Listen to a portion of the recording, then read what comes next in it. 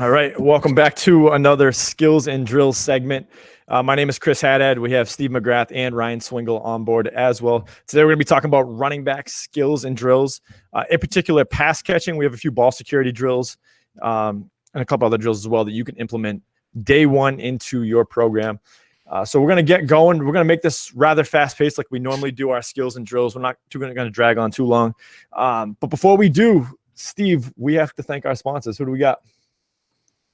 Yes, we do. Team Builder, our good, faithful friend for at least a year, it feels like anyway. Yep. But if you didn't know, they work with over 500 high school football programs nationwide, as well as colleges in the NFL. So it really doesn't matter if you write your own strength training program, if you have a coach, or if you just want to kind of lean on someone else, get some expertise out there. Go to teambuilder.com. If you use the promo code vIQtory, which I hope by now you know it's vIQtory, you're going to get a free gift, 10-week spread offense tempo training program. So go there, show them some love, and get a cool gift. Yeah, perfect. And Steve, let's talk about that new setup behind your head. Oh, baby. Hey, so speaking of that, we're gonna lead into look at all that.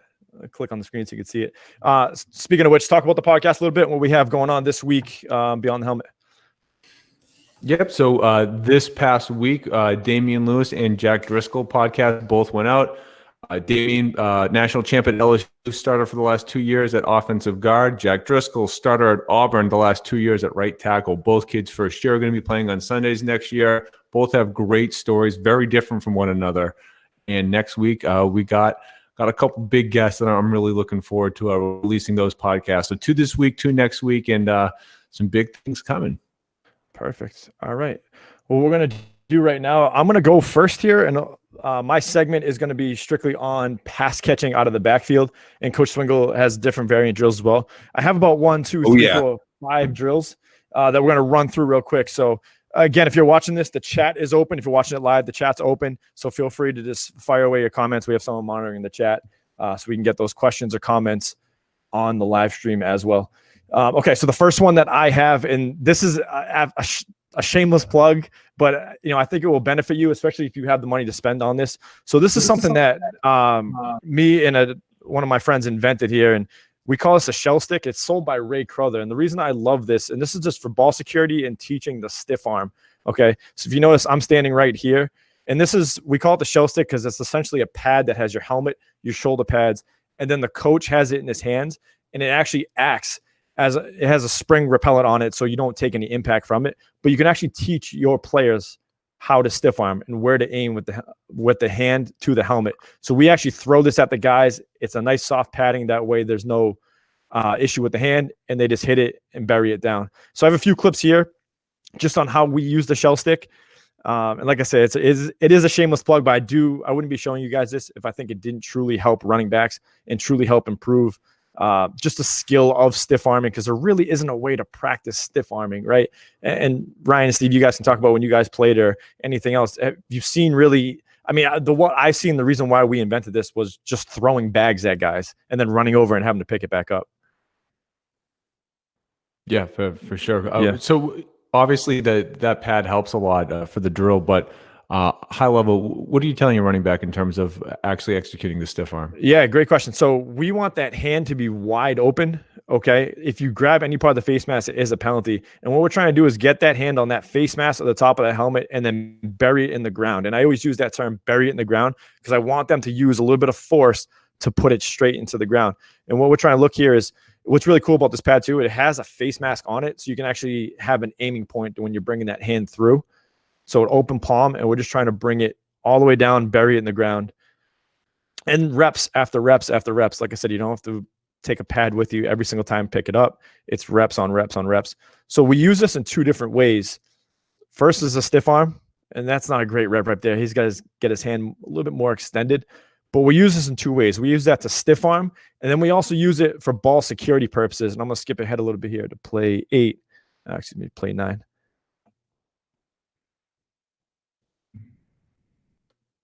Okay, and you can see I'm kind of in the mix here. I'll pause it.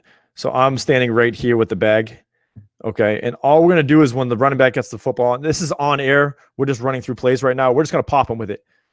And like I said, it doesn't hurt the kid. You can give him a pretty good whack. It's a nice soft padding. We've used this stick with pads and without pads.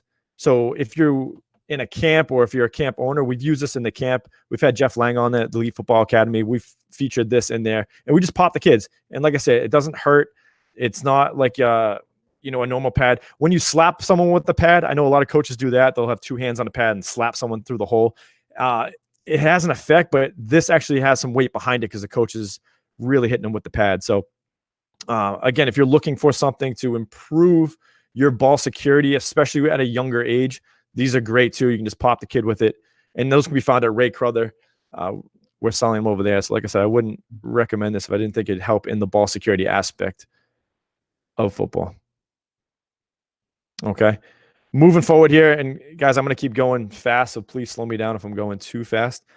These next couple drills here, I got from Coach Brian White. He was the former Boston College running back coach. And for anyone that knows Boston College, they've had a pretty good run of running backs these past couple of years. So we're just going to play through some of these drills. And these are all pass catching drills and pass catching drills that you can do either at home or you can do them with a friend if you're fortunate enough to have some of this padding. So here is just a simple catch to eyes drill. So all we're focusing on, and I love how these running backs really emphasize bringing the eyes to the football every single time, because too often when we're running maybe a Texas route or an out route out of the backfield, we want to get up the field as fast as we possibly can. So we start to lose mechanic. We start to lose eye discipline when catching the football. So this is a short route, a short drill, excuse me. You're going to have the running back break out right or left, and you're just going to softly throw him the football and then make sure those eyes are going right to the football, as you can see here. Okay, catch, secure, get upfield. I'm going to run through one more time. Catch with the hands. Okay, secure it, and then we're turning upfield. Now, each of these drills that we're going to show, they're all in succession with one another. So we go with this drill, and then we're going to move to the next drill. Okay. And I thought this is great. This could be used for wide receivers and running backs, but essentially what you're going to see here is they're going to start with their hands extended out, and then they're going to pull the ball in as if they're simulating their catch, tucking it, and then they're going to have someone try to punch it off of them. Okay, so I'm just going to run it through, and you can see it in full. All the guys are extending their arms out, catch, tuck, and then they're running through. So this is a good way, especially if you have younger players or players that want to catch in traffic, maybe wide receivers or running backs that are catching out of the backfield matched up with a linebacker. Catch and then tuck it away and then have someone yank out on the backside to make sure it's secured. As you know, in transition, this is where a lot of fumbles happen, as well as a lot of balls get knocked loose by either a safety or a defensive back coming downhill. So if we can catch and securely tuck that ball, that's where we get our money yards, and especially yards after catch. Okay, so I'm just going to run this through just a little bit. And this is a simple dig drill, a simple punch drill that we all do, but I think added that extra element of just extending the arms all the way out and then pulling it in gives a little bit more dynamic. Okay, I'll do one more here. Perfect. All right, moving along. Here's another great drill. We've actually seen a lot of these, especially on Twitter. Coaches that are implementing these drills where you run around a cone and come back. I really like this drill. This is a chase drill, and all it is the running back is going to run towards the quarterback, okay? And he's going to have a defender that's chasing him all the way around. So what this does is it teaches you to continue running and not stopping your feet. A lot of wide receivers and running backs will stop their feet or chop their feet as they're going to get the football. So this is teaching you to catch the football, turn upfield, and then try to make a move on this guy. So what you're seeing, and I'll run it through, you're able to see it. Pressure from behind, who's going to try to dig or swipe at the ball, and then a linebacker that's kind of around the cone and going to try to meet you and make a move on him. So they have it here angled more towards the sideline. This can be an open field drill if you choose to. But regardless, we like it as a running back drill because you're really teaching the running backs to catch in the open space, get upfield, right? Bring the eyes to the football, get upfield, and then try to make that move with defenders closing on you from both the front and the back. And again, I'll let this last rep run. He falls down. Okay. Yeah, last one here. Perfect. And then the last drill that we have is, again, this is if you're in a spread offense and you want to get your running backs involved with the wide receivers, this is another great drill to do. And this is just catching in traffic. Have the running backs cut, okay, 90-degree angle, and then get upfield and just protect the ball. Again, if you want to use the shell stick in this instance, this is a drill that we've done with the shell stick, just popping them as they come through. This is a good ball security drill because, as mentioned, catch the football. That's when you're most vulnerable, is in that 1 to 2 seconds after you catch the football for the ball to pop out. So here, we're just trying to get a 90-degree angle, catch the football, get through. You can have one of your quarterbacks or maybe a kid who isn't playing or a GA, whatever it is, to throw the footballs back and forth. A nice fast-paced drill that we're getting hands to the eyes, getting through some contact, finishing through the drill, and it's quick, it's fast-paced, and you get more reps than you want in this one specific drill here. So we'll just fast forward. Coach has a little treat here, just how it translates to the game, which we always like to see.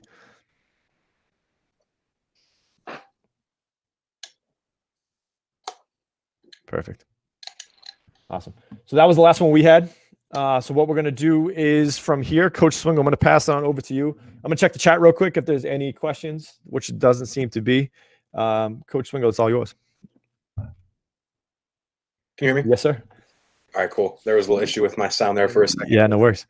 Let me share my screen here.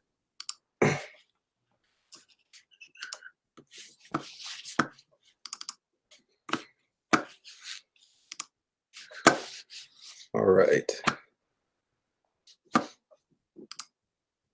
So as Chris mentioned, I am Coach Swingle, currently the running backs coach at Oberlin College. So I think a good piece here. This is my first time coaching running backs, but just going through different things and different resources that I've looked at.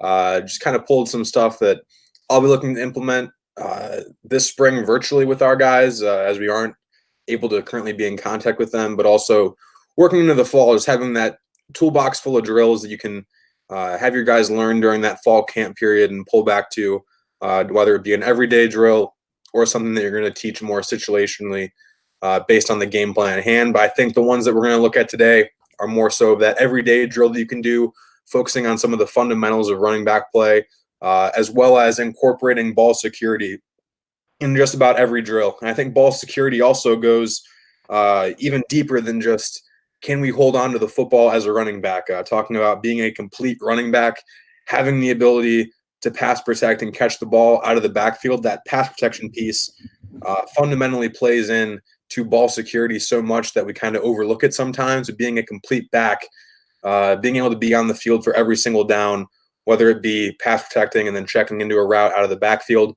or just having a 5-man protection where we're automatically out into a route, or also having the ability to motion out from the backfield into an empty set, gives us a versatility piece that not every back can offer. But if we can teach that, allow them to be comfortable in multiple roles, I think it services the offense as a whole lot better. So here, this first one we'll look at, these clips will all be from some Ohio State film, some clinic film that I pulled from. This first one will be the L drill, or the pass protection drill that we'll look at today. It's really just looking at getting a good fit and then keeping that mirror drill. So as far as running back play is concerned, for me, a little different pass protection, obviously, than offensive line play. So I think the mirror drill and using those hands, getting a good punch and good fit on contact, getting back underneath us as we break down into that hang clean position, a good athletic position is really good for us. You can see some more one-on-one reps here of how that translates over.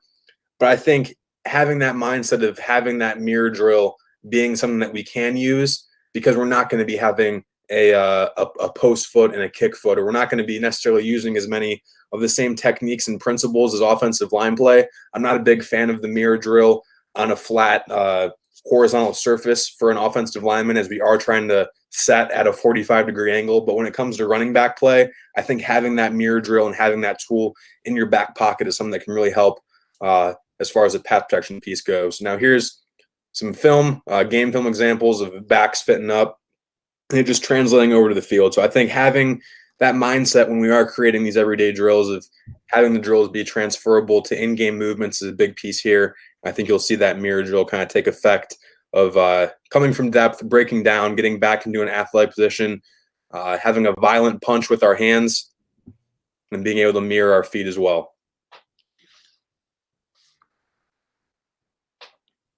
This next one we'll go here. Going to be the L. Go ahead, Coach. Yeah. I don't know if it's just going to screw you up or not. Can you make it full screen? Oh, no doubt. Sorry. Yeah, no worries. Just want to make sure that everyone can see it. Perfect. Okay. All right, cool. So this next one will be the L drill. Really just working here on jump cuts in the hole. So getting that outside foot in the ground, really emphasizing sticking that foot in the ground, trying to create as much force as possible. So here these guys are kind of hopping a little bit. I don't really like that. But really just taking that timing step with our opposite foot that in the direction that we're trying to cut into, and then really driving hard off of that outside foot opposite the direction we're trying to cut to once we do make that cut. Here, look at that game film again. Translating it over to the games, having that jump cut in the hole, now getting north and south. And also, as we kind of go through the progression of this drill, working on some ball security pieces as well. So next variation here, we'll focus a little bit more on ball security. So same drill. This time we're going to be getting our right foot into the ground, jump cutting, ball security, get over the top and get north and south and secure the football. So another good tool you can use here are some sort of like a wiffle ball bat or something like that has nice padding on it. There are different ones from name brands that you can buy. That will maybe be a little bit more sturdy than the ones you might find in the store. So here's the pass catching piece, secure the ball, get north and south, have that one jump cut, now get north and south and finish the run. Yeah, just a comment here, right? I really like the implement of the shoot here, because I think a lot of teams are doing this, and I really like just keep the pad level low, especially through the finish, through the shoot at the end as well. So the one piece that I will say with this and the usage of these bags, I'm not a big fan of these bags when it comes to trying to move over top of them. I think it forces us, when in a game are we really going to be jumping in our jump cut that much? I like using those ones that are more of the black rubber pieces that are maybe 2 or 3 inches off the ground, so we can still get that jump cut action. But when am I ever in a game really going to be leaving a foot or two off the ground to make my jump cut? And the answer is never. So I think you kind of see the awkwardness in the drill, and the way that I intend to make it better and the way that I think you can make it better is using a surface that isn't necessarily as heightened as the ones that you're seeing in this. Once again, that translation from practice time into game time, having that one cut, jump cut, get up north and south into the hole, get a positive 5 or 6 yard gain. Because at the end of the day, it's not about necessarily busting the big run every time. Those plays are going to happen naturally as defenses make a mistake. But so here's really a good emphasis on the whole idea that I was talking about, not having that bag be super big. One, the technique here isn't that great, in my opinion. I think really focusing on having a good base underneath us as opposed to just hopping over the bag. Because in a jump cut, we're not looking to hop over a defender per se. We're looking to really get that foot in the ground, get east and west, and then get that opposite foot in the ground and go north and south whenever we're called upon to do so. So here, another reason why I don't like these super tall bags for this drill in particular. I like the ones that are made of rubber, come about 1 inch or 2 off the ground, that allow us to still work the same footwork, still get the same movement patterns, but not have that clumsy object in the way that forces us to hop over. So here you're going to see they hop over as opposed to jump cutting over. Right here, number 4 will do a good job of doing a better job of jump cutting. It doesn't hop necessarily. It really gets that opposite foot in the ground. Here they hop again. Another way to incorporate ball security. But the overall emphasis of the drill is to focus on that jump cut, get the foot in the ground, make that second jump cut, maybe get it off of a second level defender like a linebacker or something. So making that cut off the line, making that second cut off of a linebacker, and now getting north and south. We can once again see here in a second how that translates to game film. Big thing I like here, once again, keeping that ball security piece. Ball security is key for running backs. We can bust a 99-yard run, but at the goal line, if we fumble the ball, it's all for naught because we didn't score the football. So here, jump cut 1, jump cut 2, get north and south and get a 7-yard gain. Yeah, right. If you don't mind just going back to the drill for me. Just 2 comments I want to make. The first one being what Coach Swingle's talking about, the black slats on the ground. We'll have a link in the description if you're watching on YouTube. After the video is done, we'll link to all the products that we're talking about here. The second thing is I really like how they use the pop-up dummy as a way to react and put the foot in the ground and cut after they get off the shoot. I think it's in the next drill. Okay, yeah, you see the coach holding it right there. I really like that variation too at the end of the drill to really focus on reading that lineman block and then cutting upfield.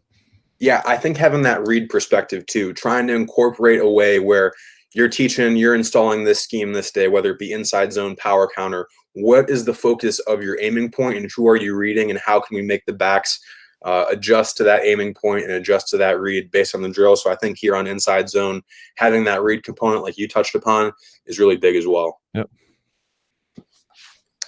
And I should have potentially one more. That might have been it. That was it. All right, that is all I got. Have another number of drills in here, so if anyone is interested, wants to reach out for some of this film that I might have had, more than welcome.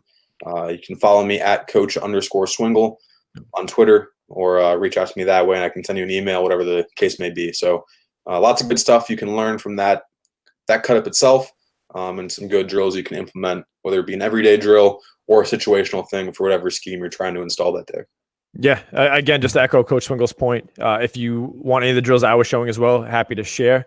And I believe that's it. Steve, you got anything before we head off? Yeah, let me just throw one quick question at the two of you guys. Whether you're watching a game as a fan or you're coaching, it doesn't really matter any level of football. To me, when it comes to running backs, there's nothing that's more aggravating than knowing that someone has the talent and the speed, but they're indecisive in the hole. You see the short, choppy steps, and they're not just doing the one hop cut, jump cut before they go. What's the best advice that you would give, if you're dealing with a running back, particularly high school or even college level, where they're just a little indecisive? They're not just hitting that one cut and go like they're supposed to be doing. They're getting a little too caught up with trying to read the defense. Yeah, Swings, I'll go first with this one because I've coached kids that actually have this issue, right? And I think it's a little bit of anyone's seen it. Yeah, absolutely. Sure. No, I think it's clarity of not seeing the hole, and what we've done to actually help that is to show the blocking scheme, because if you're not hitting it properly, let's say it's supposed to be an inside zone run and you don't know the double team's coming off at a certain point, I think that's what caused a lot of indecisiveness, is like, when is this hole actually going to form? So I think learning the blocking scheme and then being able to explode and hit that point and take the proper steps to get upfield is what helps. In that, at least in my experience coaching, that's what's helped us. Yeah, I think kind of stole my thunder there a little bit. I was going to touch on the same points, just talking about really understanding what is the big picture and what's trying to teach the why behind the how, and like why we're doing everything we're doing.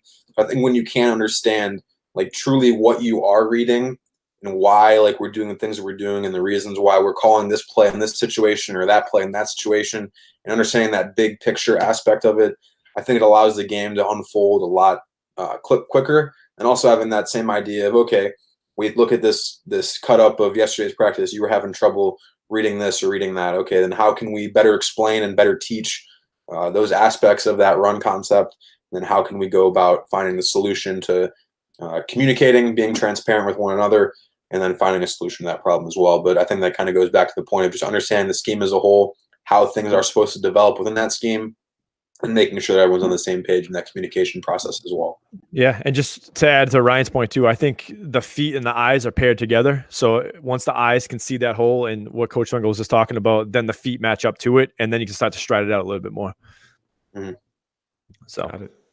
All right, perfect. Good stuff, guys. Yeah, looking at the chat, and if there is no questions, as mentioned, this will be available on YouTube and, of course, for replay on Twitter. So if you have any questions after this recording, feel free to reach out to us at vIQtory Sports or send us an email, contact@victorysports.com. We try to get back as fast as possible. All right, signing off. I'm Coach Chris Haddad. We have Ryan Swingle and Steve McGrath on as well. We'll see you guys next week for the live clinic and for the skills and drills.